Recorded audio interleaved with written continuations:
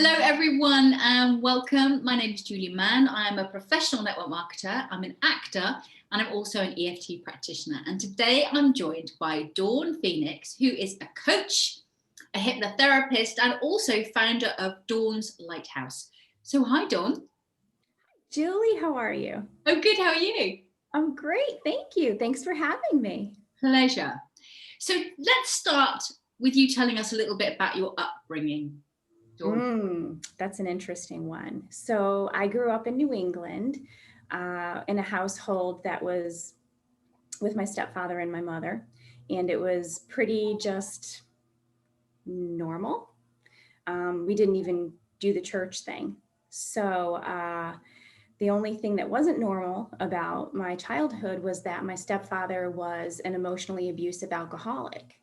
And I guess I should say it was an upgrade because my biological father, who I don't really know much about, was a physically abusive alcoholic. So my mom left him after an episode of domestic violence that occurred while she was pregnant with me and then resulted in my being born 3 months prematurely. So she kind of went from the frying pan into the fire. But so that was my start in life. It was pretty rough. And I dealt with that kind of environment in my life with my stepfather until I went to college. So it was interesting to learn how to navigate and be a child and not fall into the trap of being a victim to his ways with his temper, but then also to try to maintain a normal life. Wow. So how did you deal with those kind of challenges at that age? I really just, my mom and I were really close. So it would sort of feel like a lot of the times after he would blow up and have an episode, she and I would just sort of sit together and talk. And we would sort of, hold each other up. But I was definitely the one who was more willing to go toe to toe with him and stand up to him. And she was definitely the one who faded into the background. So as I got older, into my young teens, it became more of when he would have an episode, I would go toe to toe with him immediately to try to get him to just back off, buddy. This doesn't work anymore. So I found standing up for myself and my mom, for me, helped me. Sometimes it made matters worse with him, but I just could not. There's something within me. There's a fire that I just could not let him walk all over us. It just felt so wrong to me. So I just pulled on the fire that I had within me and also the relationship that my mom and I at that time had together. Thank goodness for that fire within you, really, in a situation like that. Okay, could you repeat the question? What was the first part? Thank goodness you had that fire within you. Yes, thank you. But we're given what we need. So I needed it for a reason. So I used it. So what would you say that you actually learnt most? What's the biggest lesson out of that experience? Oh gosh, the thing that I learned, the biggest lesson was that just because someone does that to you does not mean that you need to perpetuate that in your life. I learned that that's how I did not want to be. So with every fiber of my being, I chose, throughout other parts in my life where I could have either played the victim and rolled over, or where I could have been vindictive and, treated people the way that I had been brought up, by him. I chose instead to just go with what I knew. You treat people the way you want to be treated. And I wanted to be treated with love and respect. So that's the biggest thing I learned. Well, that's an amazing learning, isn't it? The universe knows. So is that what made you want to help other people, Dawn? Yes, because I feel that there are so many of us who have challenges in our lives. There's very few of us who have rosy, lives from the moment we're born up until, this moment now. And so it's really just my passion to help people understand that everything they need is within them. Sometimes you just need a little help shedding light on that aspect of you. So tell us a little bit about the work that you actually do. Sure. So right now I'm working on a program and it's called Life Purpose Mastery.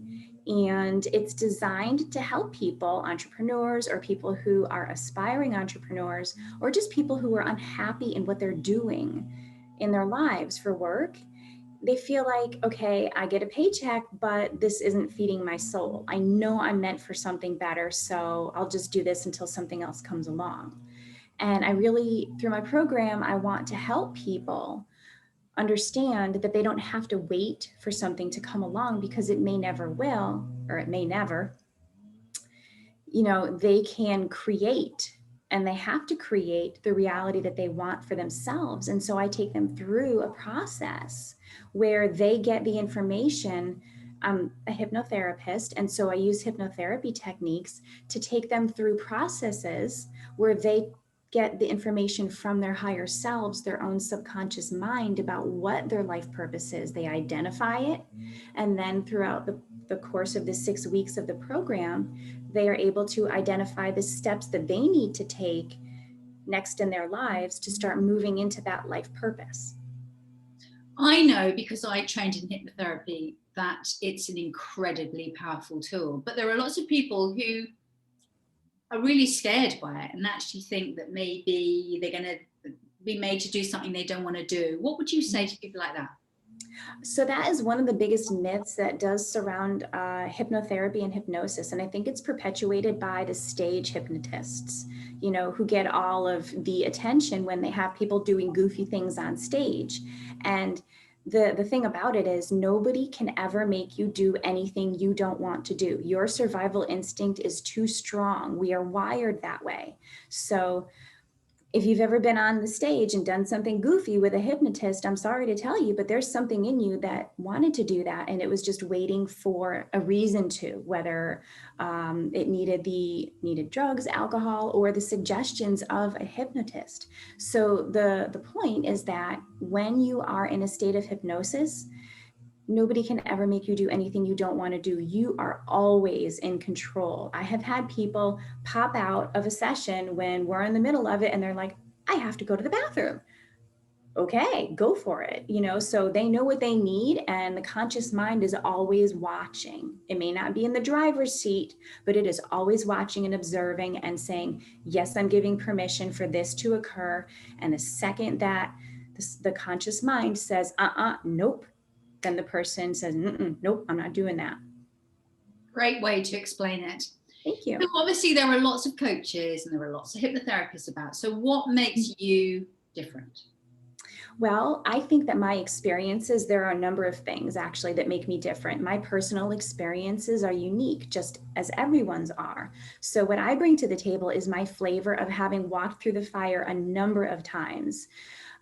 With my childhood, I'm a survivor of domestic violence, not only from my childhood, but also from a marriage. And so I have also understood how it feels to have that experience with someone who has taken vows with you and then kind of betrays that, and how to survive and come out of that. And that's an interesting journey too.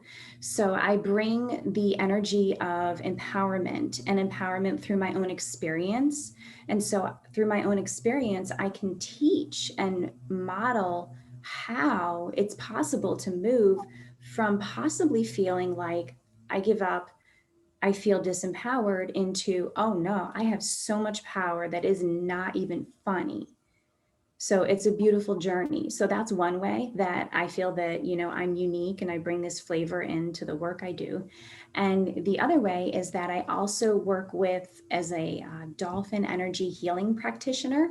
I tell people the short version is, if you've heard of Reiki, that works with our biomagnetic field, it's like Reiki, but the dolphin energy is infused into it. So it's like dolphin flavored Reiki. And that the frequencies of love and joy permeate the energy that comes in when I use and work with the dolphins. So I bring that into the work I do. And that always helps people come to a place of flow and ease, and also joy. And there's more playfulness in the work that we do. So I find that to be very unique, because there are not a lot of people out there who are working with the dolphin energy in that way. So are you actually working with dolphins? Not in the physical. So like sunlight, light travels, light's energy. So the dolphins, and I'm a certified dolphin energy healing practitioner, so it's actually a thing. We don't have to be physically near dolphins, just like we don't have to be near the sun to get the sunlight. We just tap in. It's like tuning into a radio station. So we're trained how to tune in to that energy, and our energy fields ourselves have been saturated with the dolphin energy so that we become a conduit for that energy to flow through like a straw. And so the energy flows through us when we call upon it, and then it's brought out to the receivers. And so that's pretty unique and very, very powerful. It's my favorite modality that I use. So I incorporate the hypnotherapy with the dolphin energy together to form a really unique, loving, and powerful way of empowering people. Sounds amazing. I've never heard of dolphin therapy, but fantastic. So you mentioned a couple of times, that fire that you got inside, and then you've got this extraordinary name, Dawn Phoenix. Is Phoenix your real name? It is legally, because when I got myself out of that marriage where there was the domestic violence situation, they said, okay, on the divorce papers, what do you want your last name to be? And I thought for a while about various names it could be from my family and things like that. And then I decided, no, we're rarely given an opportunity in our lives to name ourselves. And so I said, I have been through the fire, burned to ash, and come back out. I'm a phoenix. And so I chose that name, and I asked a couple friends. I was at a retreat and I put it on my little name tag, and everybody loved it. And so I became Dawn Phoenix. Brilliant. Wow. And did you find that once you adopted that new name that you behaved differently, or you became slightly different because of it? Because names are really powerful, aren't they? Oh, they are. And yes, and I felt that I had finally arrived. I think a lot of the times throughout our lives, we feel like we're reaching a lot for something, and I was like, okay, this is who I am. It felt like it fit. And I'm like, I'm never going to change it again. Even if I get married, that's my last name forever. And then it's interesting too, because ever since I changed my last name, when I interact with people and then they find out my last name, or if I give a business card and they look at it and someone asked me, is that your stage name? And I said, no. They said, that's really powerful. And so it's sort of like the name gives the energy before I even have to say anything. It sets the stage, and it's really helpful. It's so cool. Brilliant. Or hot, because you're rising from those ashes. So if there's anyone watching who is really struggling right now, maybe they're an entrepreneur, maybe a business, someone in business, and they're feeling kind of unfulfilled, maybe some of the things that you spoke briefly about before, what advice would you give them? So one of the things that we can do when we're feeling unfulfilled is you can sort of do a checklist. You can go down in your mind and say, if you just take a 24-hour period of your life and you say, what are the things that I get excited about, that I get super excited about and I really enjoy? And that can be one side of a list. And then the other side of it is, what are the things that I actually don't look forward to, or that I dislike so much, I feel like it drains me? And usually there's not so much of an in-between. There's either the things we love and the things we don't, if we really tune into it. And so when you tune into the things that you really enjoy, that can guide you toward, okay, maybe in my life, maybe I'm meant to work more in this area, or work more doing things like this. And so that can sort of clue you in to the things that you might be good at. And I also have a free gift, and we can put the link below. And it's just the benefits that you get when you tap in to that energy of, this is what I think I'm meant for. There are benefits, like people live longer when they have a strong life purpose. And so I just have a list of the top 5 benefits that you get when you know your life purpose. And then from there, I have a free workshop. And in that workshop, we're actually going to go through exercises where I show you how to pinpoint the things that you think bring you the greatest joy, and how to identify the things that you don't want in your life. So I actually walk you through that step by step. Brilliant. Okay. So you mentioned purpose. Mm-hmm. What's your purpose, Dawn Phoenix? Empowerment. My purpose is to show people that they can rise from the ashes. We've all been through the fire, but not everyone knows how or knows that they can rise again. And everyone can. There's nobody who can't. And I feel like I'm running around playing the best game of tag that there ever was. Tag, you're it. You know, you need to understand how strong you are. Okay, tag, you're it. And then after a while, I'm not the only one playing tag. I've tagged enough people where they're going out into the world and they're sharing their gifts. And it's a beautiful ripple effect where everybody is playing tag with everybody else. And who doesn't like playing tag, eh? Right? Yeah. So how can people find out more about you? Okay, so I have a website, and we can put all this information down below, but it's called dawnslighthouse.com. And it's spelled out Dawns and then a hyphen, light and then a hyphen, and then house.com. I am also on Facebook, Dawn's Lighthouse on Facebook, and I'm on LinkedIn, also Dawn's Lighthouse, and we can put all of these, below. And those are mainly, I have a YouTube channel also, I forgot about that, where I put some messages up that I receive from the dolphins and other beings who I connect with. So that's kind of fun. Little 5-minute videos. And on YouTube, that's called Dawn's Lighthouse. So pretty easy to find on all the platforms with the same name. Excellent. Any dreams left to fulfill, Dawn? Oh, any dreams left? Mm-hmm. Oh my gosh. I feel like I'm just getting started. So my program where I walk people through, connecting with their life purpose is one of my big dreams.